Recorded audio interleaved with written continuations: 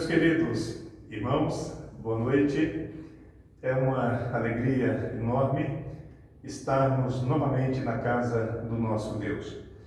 Acabamos de cantar que o nosso Deus é grandioso, que o nosso Deus é simplesmente maravilhoso. E eu quero compartilhar com os irmãos que precisamos confiar em Deus.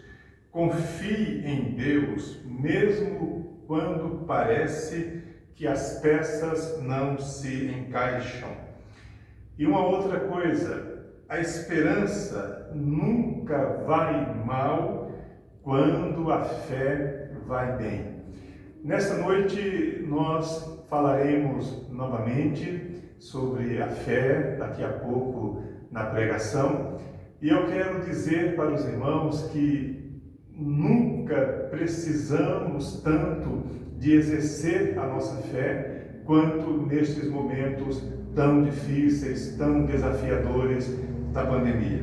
Então é preciso continuarmos firmes no Senhor, dependendo dele em tudo e glorificando a Ele por tudo quanto Ele tem feito por nós até este momento. Então, sejam bem-vindos todos ao culto, tanto os que estão aqui durante a pregação, durante os cânticos, quanto você que está em casa, você que está assistindo online, que você sinta a presença de Deus e que você realmente glorifique a Deus aí na sua vida. Nós vamos orar neste momento. Eu quero pedir à nossa irmã Leia que faça uma oração e em seguida nós vamos entoar louvores ao nosso Deus, cantar com toda a nossa alma, de todo o nosso coração ao Senhor com a equipe de cânticos. Senhor, meu Deus, obrigado, Deus, porque o Senhor é um Deus que tem cuidado de nós a cada momento das nossas vidas, Pai. Senhor, eu te peço, Deus, por cada um de nós que estamos aqui neste momento, Deus, gravando este culto online, Pai. Que o Senhor também esteja com cada irmão em casa, Deus, que está escutando este culto, Pai. Que o Senhor também, ó Deus, venha de encontro com a palavra, Senhor, que será pregada logo mais, ó Pai. Pai, eu te peço, Senhor, que o Senhor abençoe as nossas vidas, a vida de cada um, Senhor. Eu te agradeço por tudo que o Senhor tem feito nas nossas vidas, Senhor. Esta é a minha oração. Amém.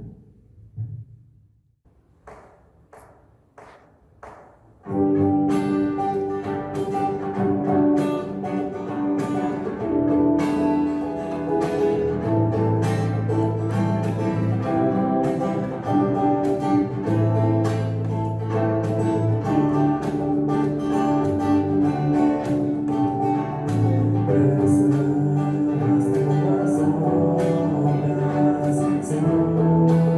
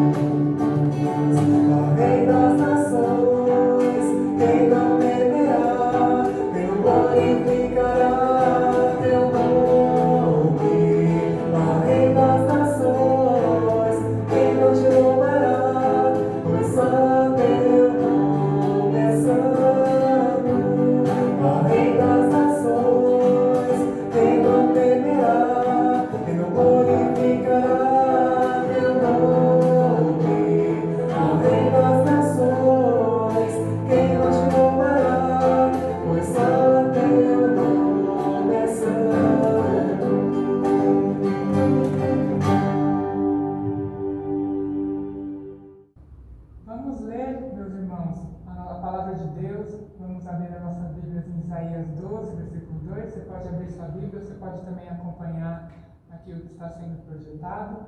Isaías 12, versículo 2. Diz assim: Deus é a minha salvação, terei confiança e não temerei. O Senhor, sim, o Senhor é a minha força e o meu cântico.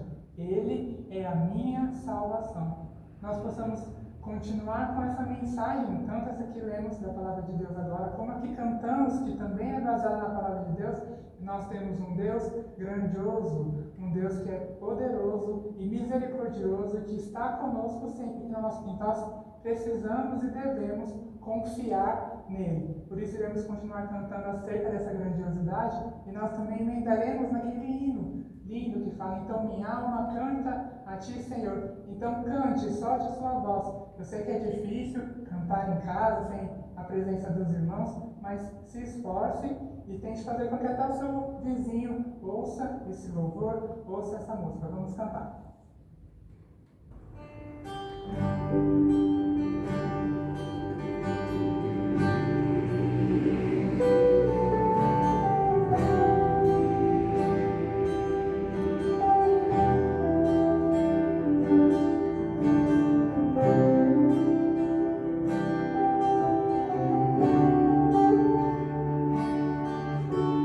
Senhor.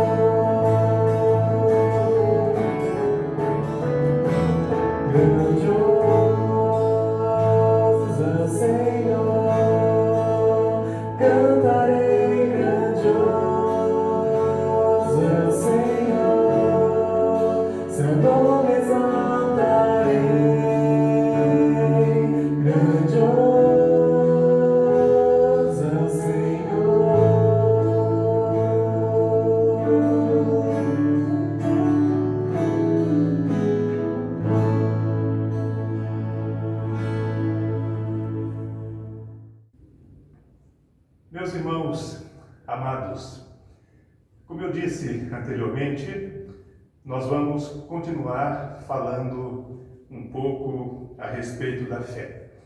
E nesta noite eu quero ler para os irmãos Atos capítulo 28, esse texto em que Paulo chega à ilha de Malta e depois de ter sofrido um naufrágio, ele é picado por uma víbora ou uma serpente. Então nós vamos ler esse texto e tentar extrair lições para a nossa vida desta porção da palavra de Deus.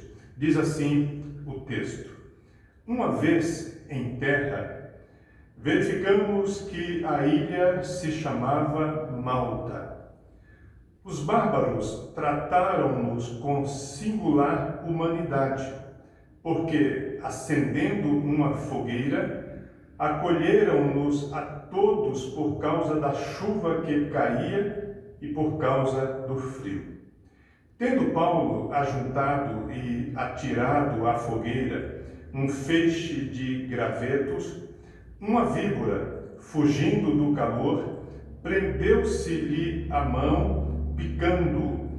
Quando os bárbaros viram a víbora pendente da mão dele, disseram uns aos outros: certamente este homem é assassino, porque, salvo do mar, a justiça não o deixa viver. Porém, ele, sacudindo o réptil no fogo, não sofreu mal nenhum, mas eles esperavam que ele viesse a inchar ou a cair morto de repente. Mas, depois de muito esperar, vendo que nenhum mal lhe sucedia, mudando de parecer, diziam ser ele um Deus. Meus irmãos, na semana passada, eu me recordo de ter falado com vocês, baseado em Hebreus capítulo 11, e destaquei o versículo 6, que diz que sem fé é impossível agradar a Deus.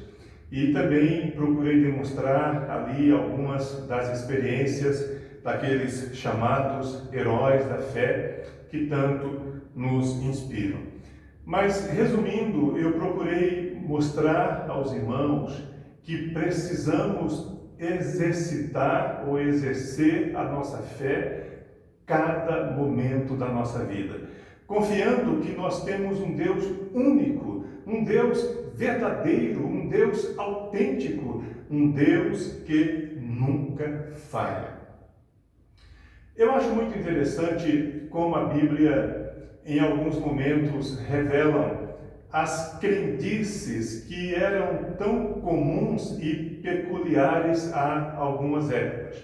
Por exemplo, aqui mesmo no livro de Atos, no capítulo 13, nós temos aquela experiência quando Pedro foi libertado da prisão e quando chegou à casa de Maria, as pessoas acharam que não era ele, que seria um fantasma. Então vejam, já naquela época as pessoas tinham esse modo tão humano, tão diminuto, tão diminuído da fé, acreditando em coisas que não têm qualquer fundamento.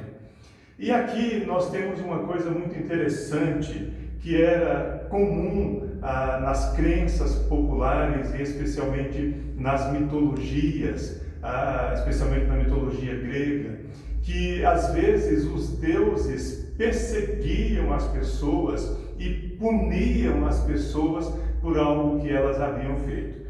Então, Paulo havia sofrido, como eu já disse, um naufrágio. Paulo havia acabado de escapar de um terrível afogamento ali após o navio bater ou irromper sobre as pedras e se espatifar todo. E aí, agora que ele foi picado por esta serpente ou por essa víbora, os bárbaros, as pessoas que não tinham ali a fé de acordo com a palavra de Deus, de acordo com o Evangelho, começaram a acreditar que era uma punição dos deuses. E vejam a coisa ainda mais estúpida ou mais ainda difícil de aceitar.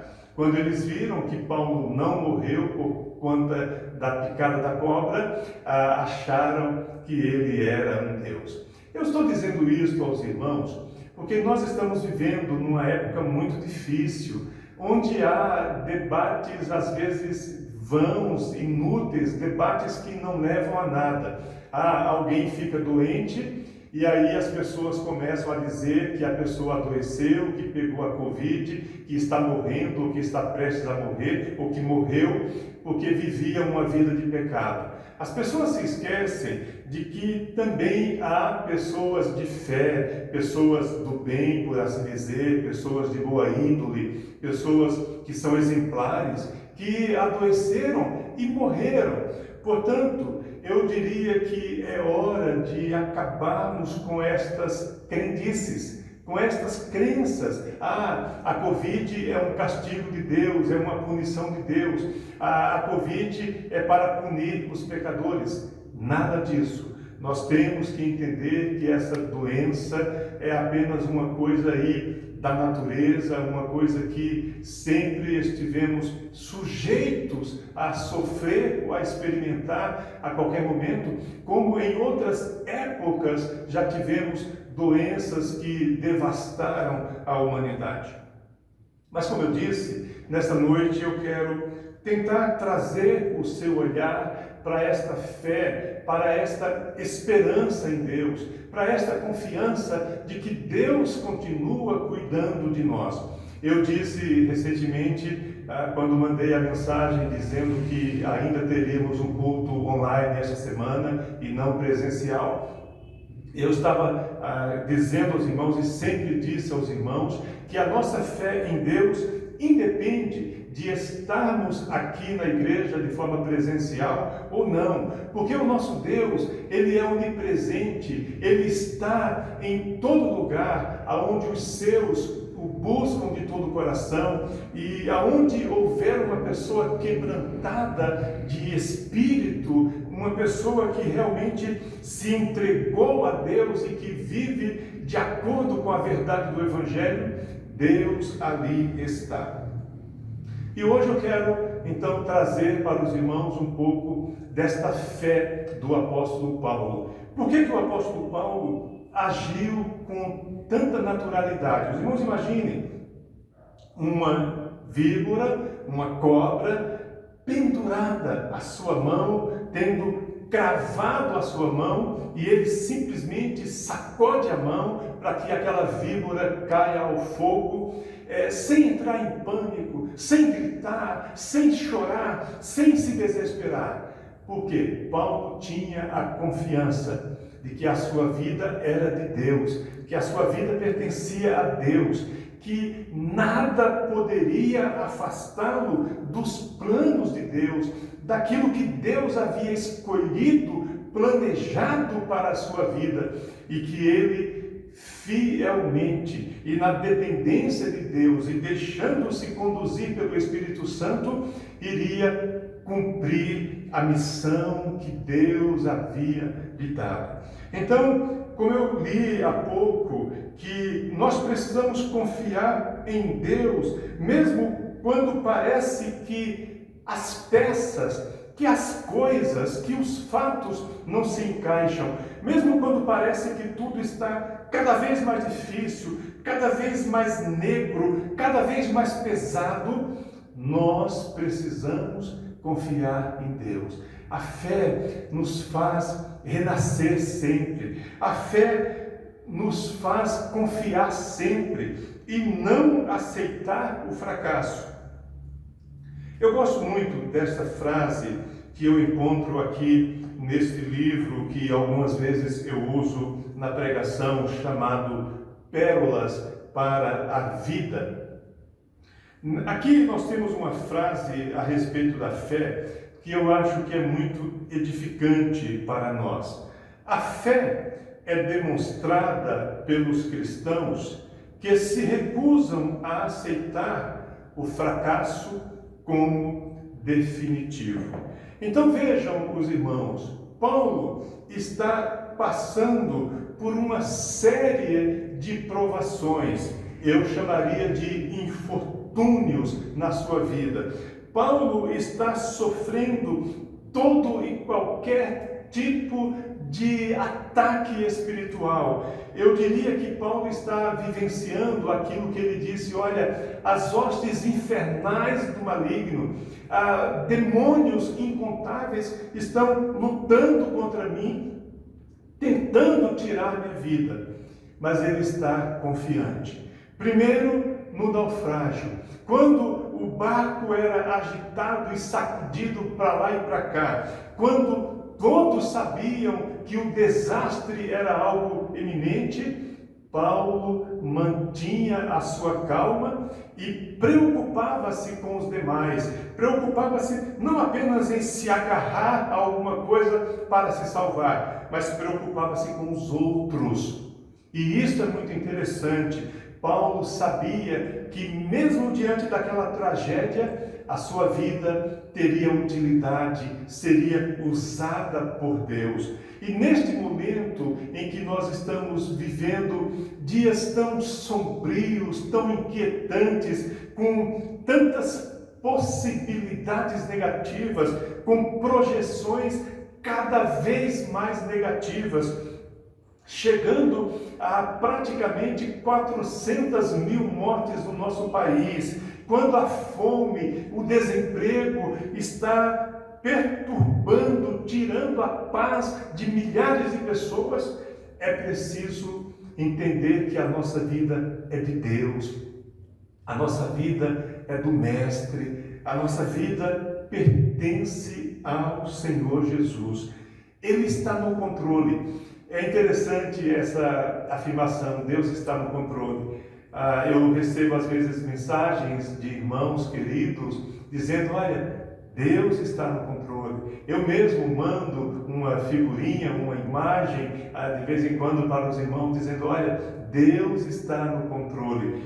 Como é difícil crer que Deus está no controle. Imagine Paulo naquele barco, eu repito, aquelas ondas terríveis agitando o barco e destruindo aquele barco. Como é difícil saber que Deus está no controle. E como se não bastasse, ao chegar à praia, ao chegar à terra firme e ao ser socorrido por pessoas que aqui são chamadas de bárbaros, ele vai colocar mais lenha na fogueira, ele vai novamente ser útil para aquecer não somente a si, mas a todos que ali estavam molhados e tentando se aquecer, se livrar daquele frio tão intenso.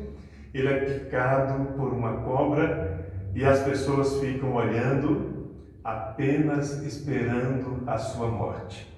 Sim, meus irmãos, Deus está no controle. Deus não somente sabe de todas as coisas, mas Deus é dono de todas as coisas, Ele pode todas as coisas. Sabe uma coisa que às vezes a gente não pensa? Foi Deus quem criou a serpente, quem criou a cobra, quem criou a víbora. Foi Deus que deu a elas de forma diferenciadas dosagens e tipos diferentes de veneno. Foi Deus, né? Eu sei que a grande maioria das pessoas hoje não acredita que Deus criou todas as coisas, as pessoas pensam no acaso, mas eu creio que Deus deu a cada cobra ali um tipo e uma dosagem certa de veneno. Mas sabem por quê, meus irmãos? Porque Deus sabe quando vai livrar alguém, quando vai poupar a vida de alguém, quando que vai proteger os seus escolhidos. E tudo isto Ele faz por causa da sua soberania. Eu quero que você entenda isto. Deus é soberano. Deus, Ele não somente sabe das coisas, mas Ele comanda todas as coisas. William Gurnall, certa vez, disse uma coisa muito interessante.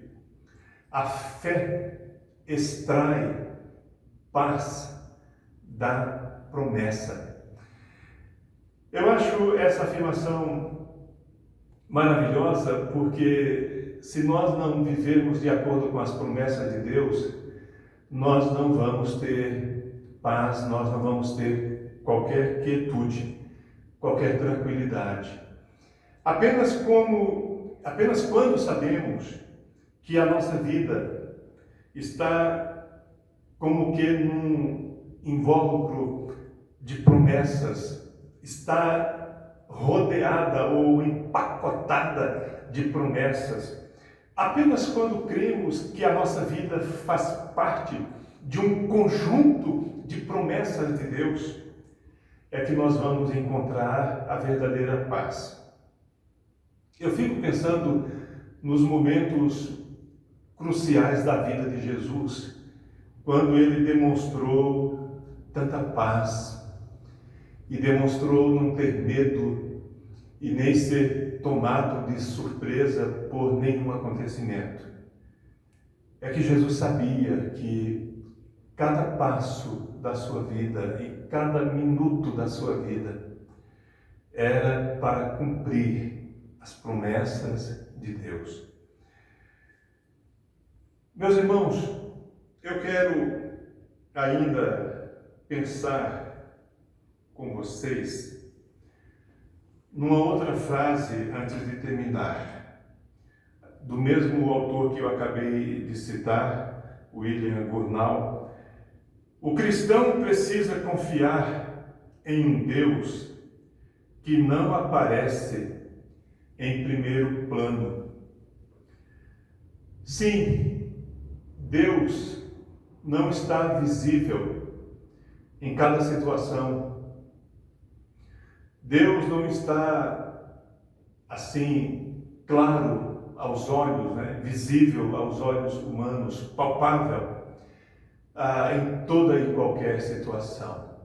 Somente pela fé, somente pela confiança, eu repito, não somente no fato de que Deus sabe todas as coisas, mas que Ele tem o controle das coisas, que Ele é o Senhor absoluto das coisas. Apenas quando temos a convicção de que Deus é um maravilhoso tecelão que está cuidando de cada detalhe da nossa vida, é que nós vamos desfrutar desta paz. Eu disse na semana passada que não importa quanto tempo mais viveremos, não importa se escaparemos dessa enfermidade, dessa pandemia, deste vírus, não importa se permaneceremos empregados, o que importa é cumprir o plano de Deus na nossa vida, e isto só é possível mediante a fé. A fé é aquilo que nos mantém tranquilos diante da adversidade. A paz é aquilo que faz alguém dormir diante de uma tempestade, como aconteceu com Jesus.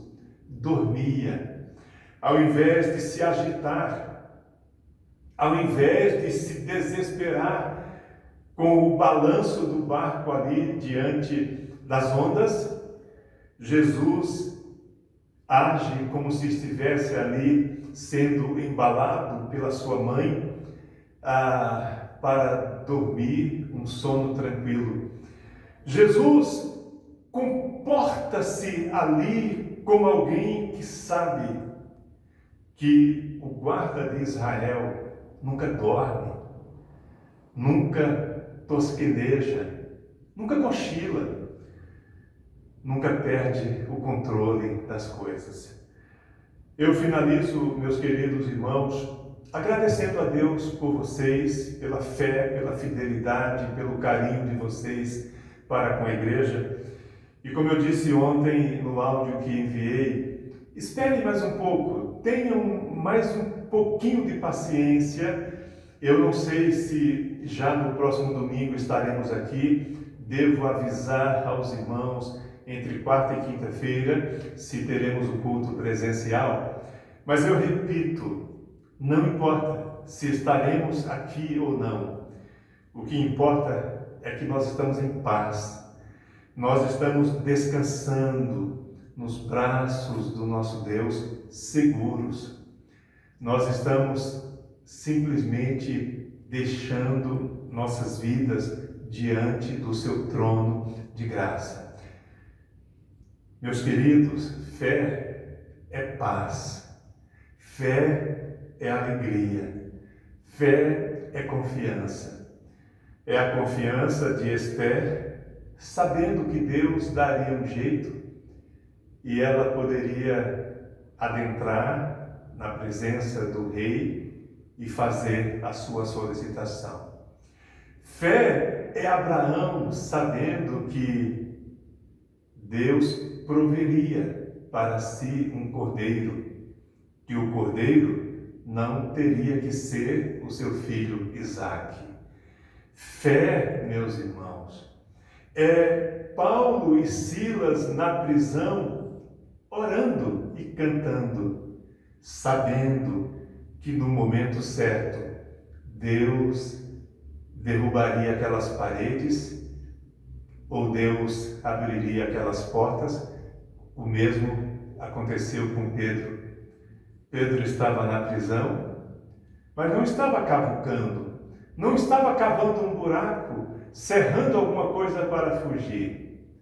Ele estava esperando em Deus. A fé é isto, é esperar, é crer, é não ter o fracasso como algo possível, como algo provável. Sim, nós não precisamos ficar acreditando e esperando de forma assim cabal que o fracasso virá.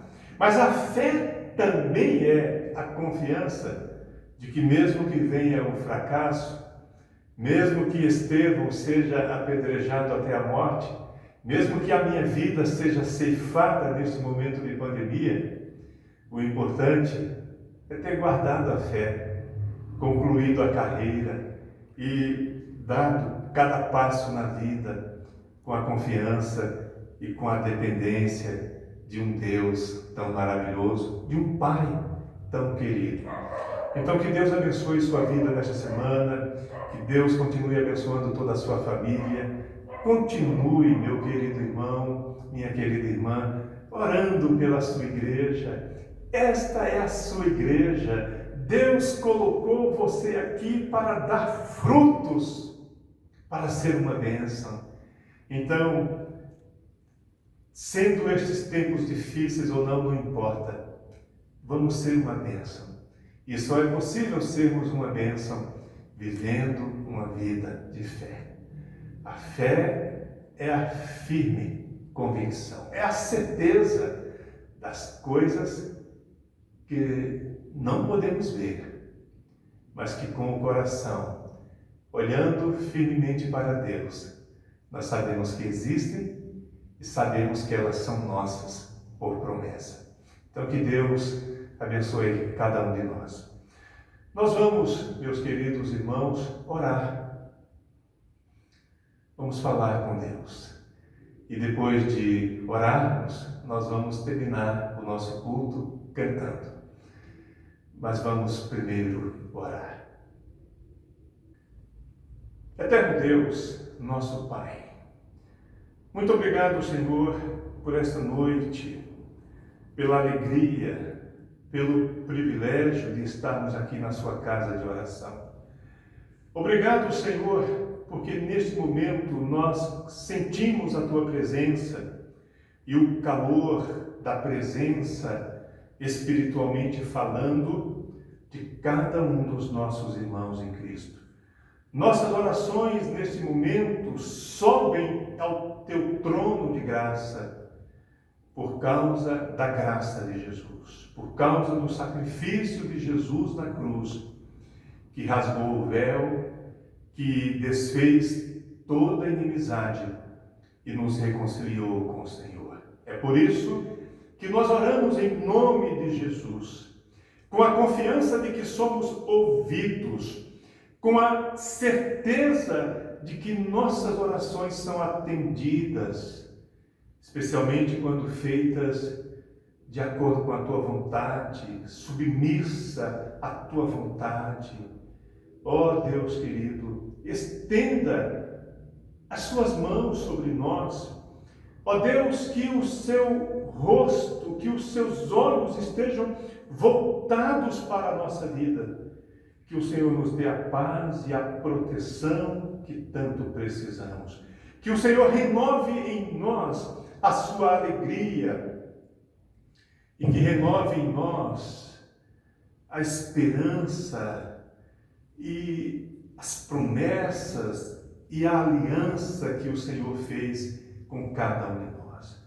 Ó Deus, resplandeça seu rosto sobre nós. Continue, Senhor, nos guardando. Esta é a oração que fazemos em nome de Jesus. Amém.